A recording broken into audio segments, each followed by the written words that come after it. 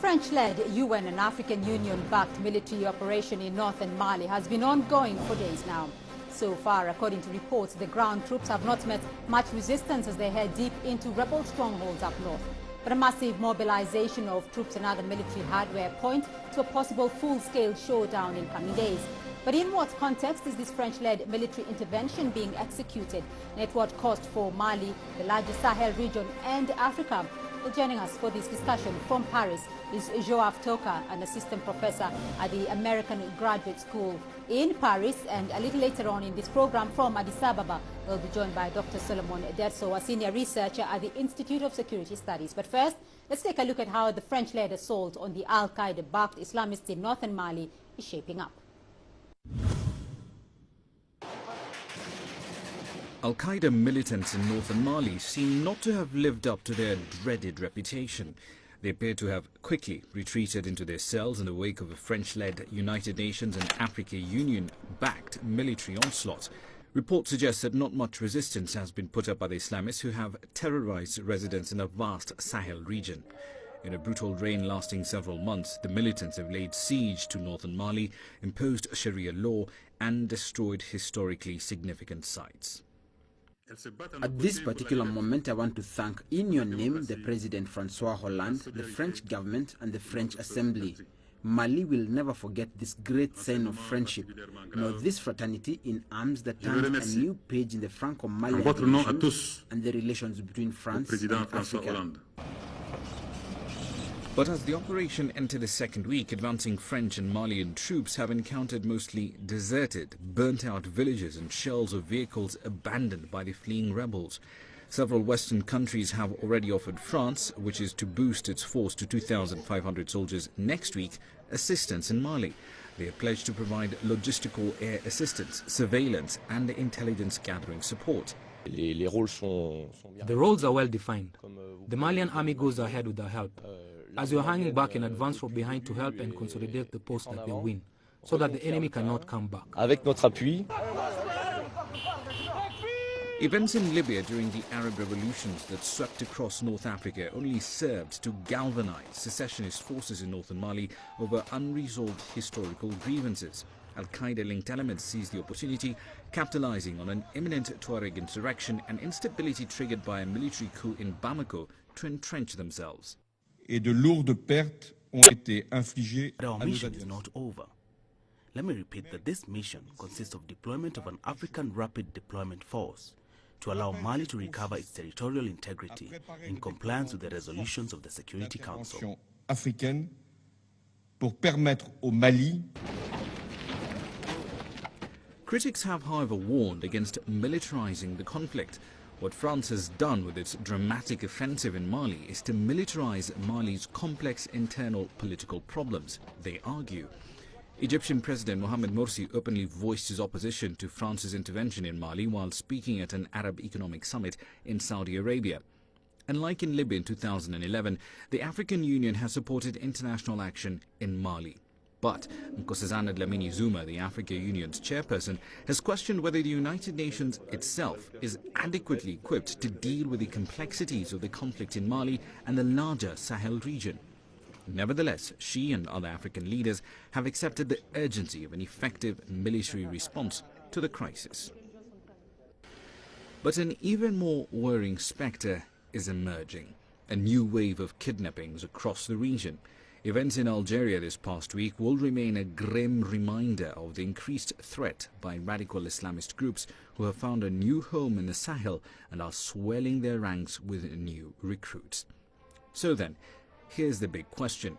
Is a military intervention a cure for all the serious security threats the jihadists now pose in northern parts of Mali?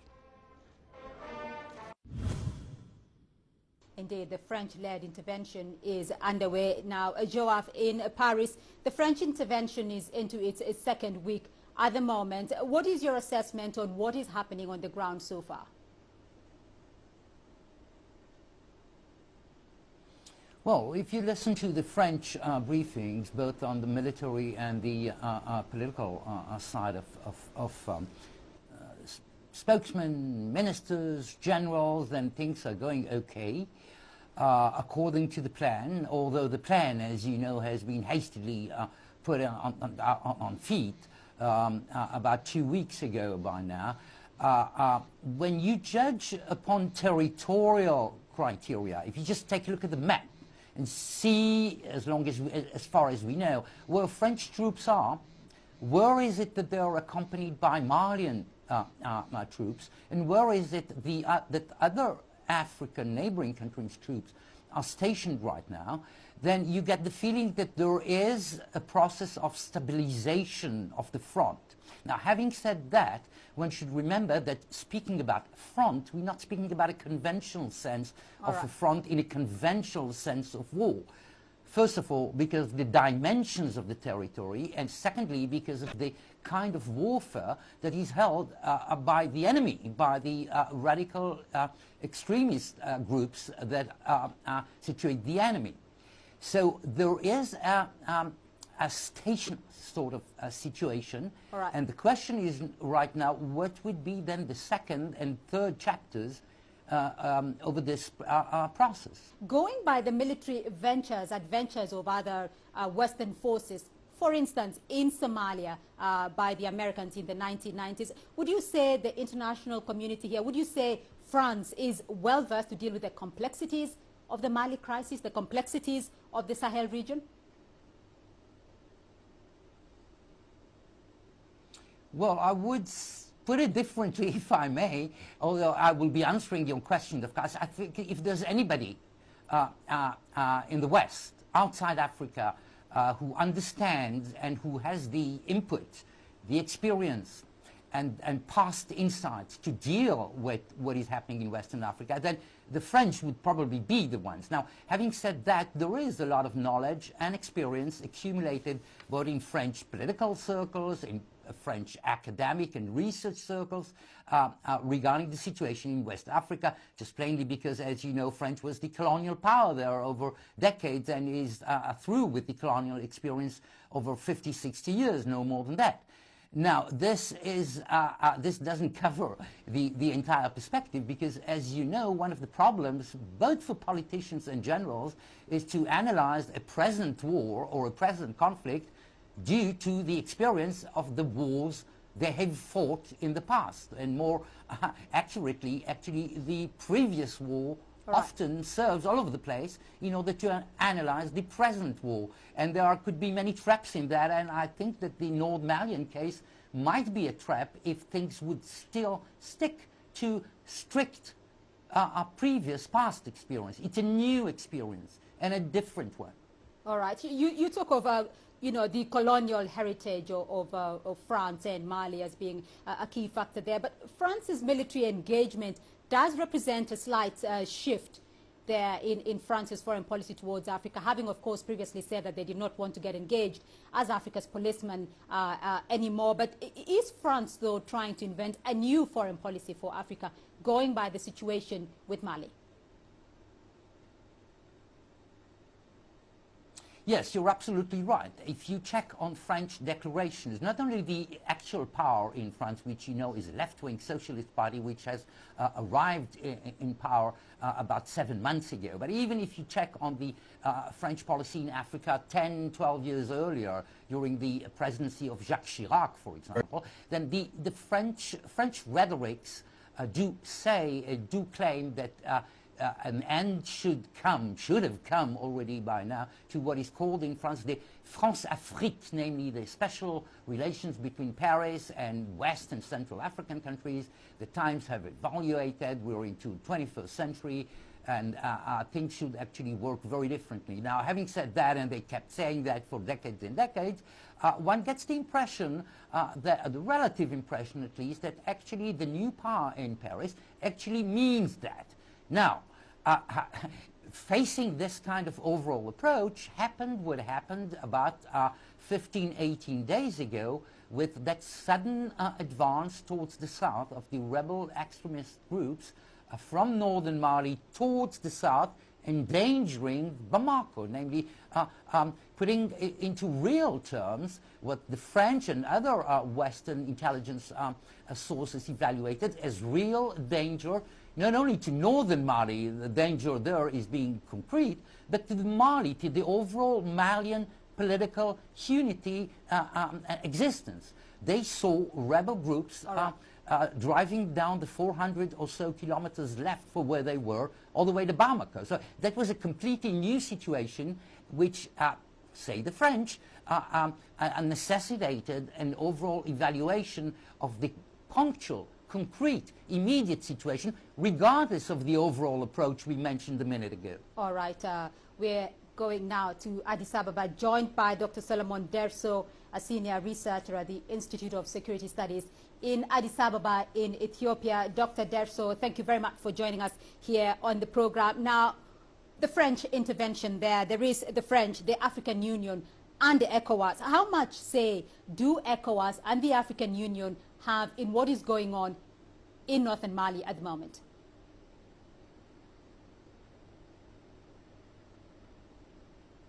As you very well know, the African Union, together with ECOWAS as well as the United Nations, have been preparing for the deployment of an African Union-led mission, support mission to Mali. This preparation has been going on for months, and there has been consensus between ECOWAS, the African Union, as well as the United Nations on the nature of the deployment, including the mandate that the African Union-led mission to Mali was supposed to have. But the new development in Mali, which was triggered following the new launch of attack towards southern Mali, towards Bamako, led to the French intervention, which took over the planning process of the deployment of AMISFA. All right. As far as the French intervention is concerned, as you know, there is a large degree of support or acknowledgement of the need for that kind of intervention in order to protect Bamako from falling into the hands of extremist groups. All right. Dr. Derso, I just want to get your view here. You say there is a lot of support. What is the reaction from Africa on that rather surprising French military intervention? Because for a while, of course, it was going to be very much an African-led intervention. Well, as far as the initial intervention is concerned, I think there was a greater understanding and a greater support for the initial intervention by French. You have to recall that it happened at a time when the groups operating in North Mali launched a new attack to capture further territories towards including a threat to the capture of Bamako. It was because of this new situation that the Malian government, the transitional president, called on France to intervene, and it was to avert the imminent capture of Bamako and the whole of Mali by the extremist forces that the French intervention happened. And on this one, the African Union chairperson, as you recall, the president of Benin, before that actually even called for the intervention of NATO to protect the government in Bamako, although that may have created some controversy given the precedent that the recent memory of NATO intervention in Libya. All right, Dr. Derso in Addis Ababa and Joe Aftoka in Paris. We'll return to this discussion in a moment.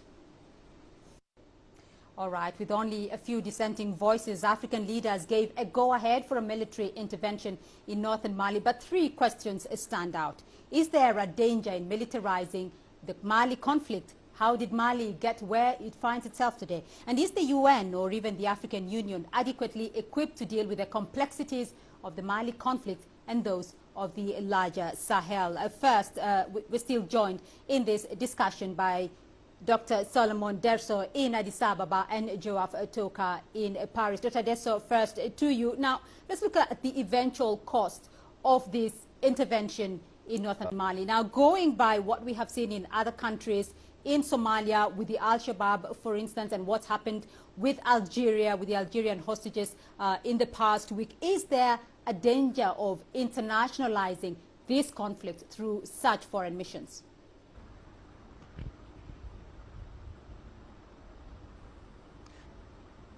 That is a very serious risk indeed.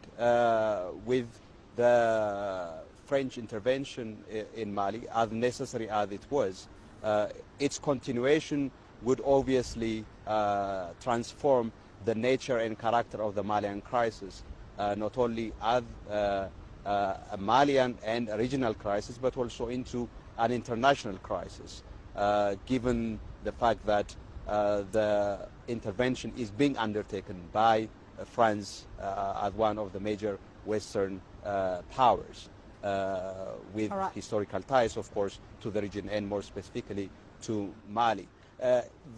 Why would this have a serious risk of internationalizing it?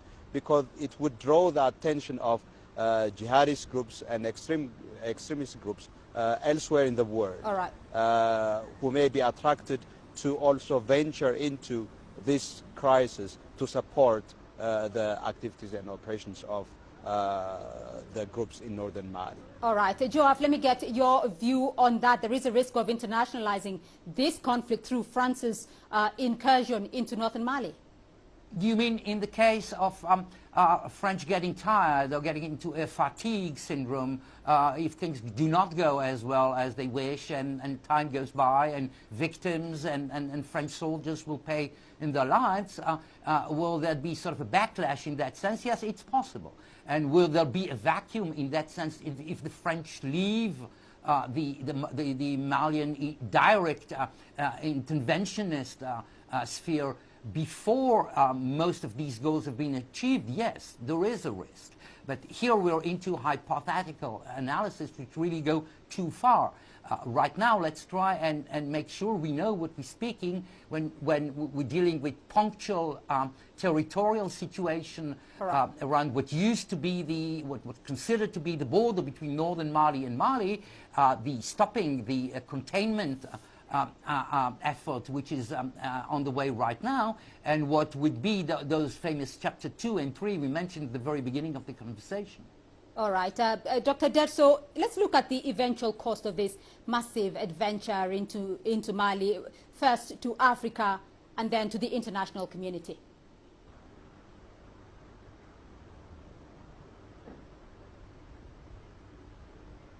Well, I mean, the cost would depend on the time lengths that this operation will take, and also depends on the success that it's going to register in terms of its objectives. At the moment, the cost is very minimal in the sense that as far as the military objectives are concerned, at least we know for sure that it had averted the imminent threat that was posed on Bamako for taking over by the armed opposition groups operating in northern Mali. So there is a positive outcome there.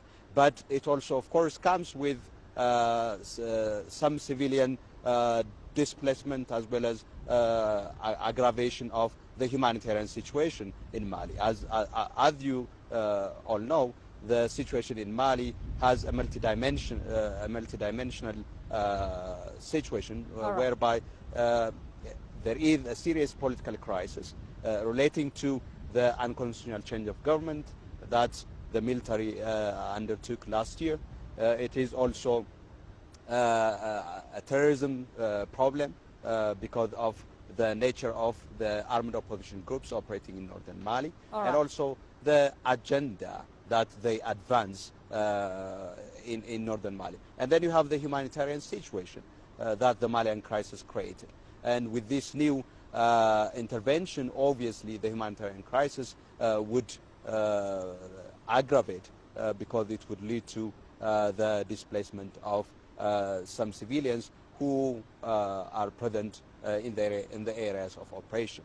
All right. When you look at the question of terrorism, though, terrorism in Africa is not exactly of Africa's making. The argument is normally put that the problem of violent extremism in Africa is a response to an ideological war there between the West and the Muslim world, and Africa is probably, just a battleground. Is militarizing the violent extremism in Africa the way to go? Is that the only option? Are there other options?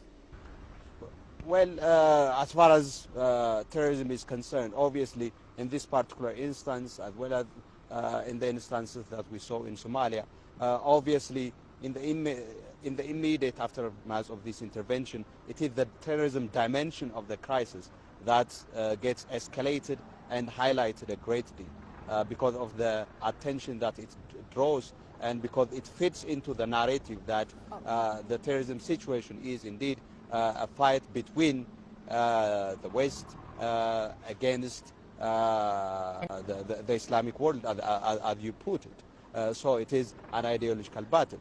But the idea that there is no extremism in Africa as such is not an accurate one. If the Boko Haram extremism and terrorist attacks in Nigeria tell us anything, it is the fact that there are terrorist activities originating from and operating in Africa as well, although they definitely draw inspiration from the international terrorism network that is present elsewhere in the world as well. All right. Joab, is militarizing the war against Islamic extremism in Africa the way to go? Are there other options? Well, this is a vast question, but an excellent one, of course. Because when you look at past experiences, you can actually rather easily argue that, say, military action in Afghanistan and even in Iraq, on the long run, actually encouraged what is now being defined as international Islam-wise, Islam-based, radical Islam-based terrorism. So could we take a look at the insights the entire world have gathered, both in Afghanistan, in Iraq, in Somalia, and elsewhere, and say that military action is not the answer? Well, let me react to that in a way which would not be a full answer, but would not avoid the important points that are there in your argument. The answer is not military or non-military. The answer is an overall intelligent package of response. And that intelligent package of response, which can only be judged actually a posteriori, so it's very easy for me to be in the studio in Paris and recommend such a path of action. But the intelligent response is a dosage of, yes, military action, military intervention in punctual way, but overall political support, political conduit, which would address itself to such a variety of problems that unfortunately are those of Mali, northern Mali and Mali. You wouldn't settle the problems which were initiated in autonomous and independent claims of the Tuareg by sending French troops dealing with the extremist radical groups right now. Of course not. All right. But this is why I come back to that intelligent package of mixage of means, which should perhaps include military ones, but would not be exclusively military ones. All right. Dr. Deso, we're going to wind up in a moment, but I'd like to hear your closing points on what Mali must do to move forward. I think there are a number of things that needs to be done in order to bring Mali back to normality. I agree that there has to be a comprehensive approach that tackles all the different dimensions of the Malian crisis. In the political front, it is imperative that the unconstitutional change of government and the problems of legitimacy of the Malian authorities and the internal divisions between the military and the transitional civilian authorities, that needs to be fixed, and that is critical. And as far as the military situation is concerned, I think we have also to take into account the issues relating to the Tuareg.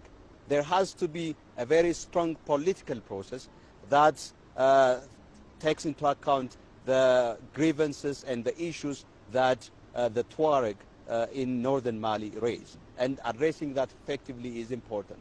And also, there is a need to avoid, in the course of this military intervention, to avoid retaliatory attacks or retaliatory actions by Malian forces against the Tuareg in northern Mali. All right, just before I let you... the situation in northern Mali is to be addressed. Of course, there is a need for a regional coordination and the coordination of the different approaches.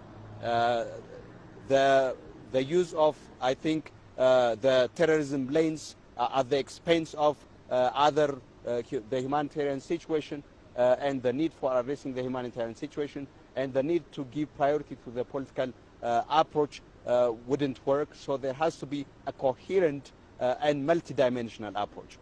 The military, the political as well as the humanitarian approach need to coordinate and to go coherently. But there has also to be consensus on what the political solution to the Malian crisis has to be. There has to be consensus between international actors such as France, the US, Britain, as well as regional countries, particularly the neighboring countries, ECOWAS, and then at the African Union level, and then the United Nations. There has to be consensus on what political solution and what political approach there has to be put in place. All right, Joaf Toka, you're winding up points. What's your take on that? Well, having heard the sensible and so intelligent answer of my colleague in Addis Ababa a minute ago, you realize how awesome actually the challenge is.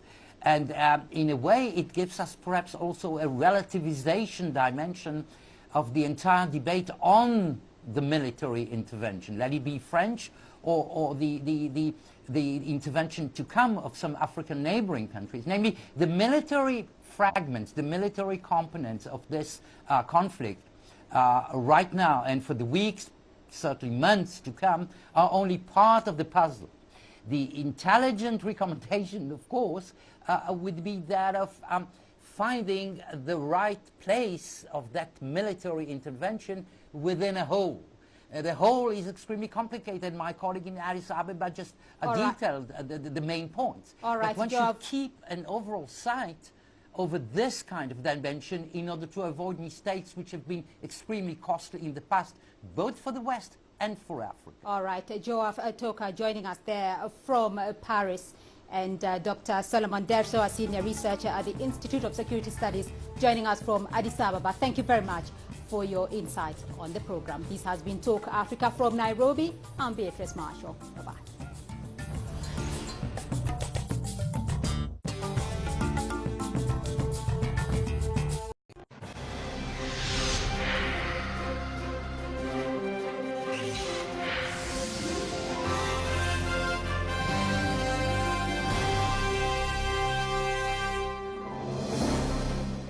The French-led UN and African Union-backed military operation in northern Mali has been ongoing for days now. So far, according to reports, the ground troops have not met much resistance as they head deep into rebel strongholds up north. But a massive mobilization of troops and other military hardware point to a possible full-scale showdown in coming days. But in what context is this French-led military intervention being executed, and at what cost for Mali, the largest Sahel region, and Africa? Well, joining us for this discussion from Paris is Joaf Toka, an assistant professor at the American Graduate School in Paris. And a little later on in this program from Addis Ababa, we'll be joined by Dr. Figure only served to galvanize secessionist forces in northern Mali over unresolved historical grievances. Al-Qaeda-linked elements seized the opportunity, capitalizing on an imminent Tuareg insurrection and instability triggered by a military coup in Bamako to entrench themselves. Et de lourdes pertes ont été infligées But our à nos mission is adversaires. not over. Let me repeat that this mission consists of deployment of an African Rapid Deployment Force to allow Mali to recover its territorial integrity in compliance with the resolutions of the Security Council. Africaine pour permettre au Mali. Critics have, however, warned against militarizing the conflict. What France has done with its dramatic offensive in Mali is to militarize Mali's complex internal political problems, they argue. Egyptian President Mohamed Morsi openly voiced his opposition to France's intervention in Mali while speaking at an Arab Economic Summit in Saudi Arabia. And like in Libya in 2011, the African Union has supported international action in Mali. But Nkosazana Dlamini Zuma, the African Union's chairperson, has questioned whether the United Nations itself is adequately equipped to deal with the complexities of the conflict in Mali and the larger Sahel region. Nevertheless, she and other African leaders have accepted the urgency of an effective military response to the crisis. But an even more worrying spectre is emerging, a new wave of kidnappings across the region. Events in Algeria this past week will remain a grim reminder of the increased threat by radical Islamist groups who have found a new home in the Sahel and are swelling their ranks with new recruits. So then, here's the big question. Great sign of friendship. Now this fraternity in arms that turns a new page in the Franco-Malian relations and the relations between France and Africa. But as the operation entered its second week, advancing French and Malian troops have encountered mostly deserted, burnt-out villages and shells of vehicles abandoned by the fleeing rebels. Several Western countries have already offered France, which is to boost its force to 2,500 soldiers next week, assistance in Mali. They have pledged to provide logistical air assistance, surveillance and intelligence gathering support. The roles are well defined. The Malian army goes ahead with our help. As we are hanging back in advance from behind to help and consolidate the post that they win, so that the enemy cannot come back. Avec notre appui. Events in Libya during the Arab revolutions that swept across North Africa. Solomon Derso, a senior researcher at the Institute of Security Studies. But first, let's take a look at how the French-led assault on the Al-Qaeda-backed Islamists in northern Mali is shaping up. Al-Qaeda militants in northern Mali seem not to have lived up to their dreaded reputation. They appear to have quickly retreated into their cells in the wake of a French-led United Nations and African Union-backed military onslaught. Reports suggest that not much resistance has been put up by the Islamists who have terrorized residents in a vast Sahel region. In a brutal reign lasting several months, the militants have laid siege to northern Mali, imposed Sharia law and destroyed historically significant sites. At this particular moment, I want to thank, in your name, the President Francois Hollande, the French government and the French Assembly. Mali will never forget this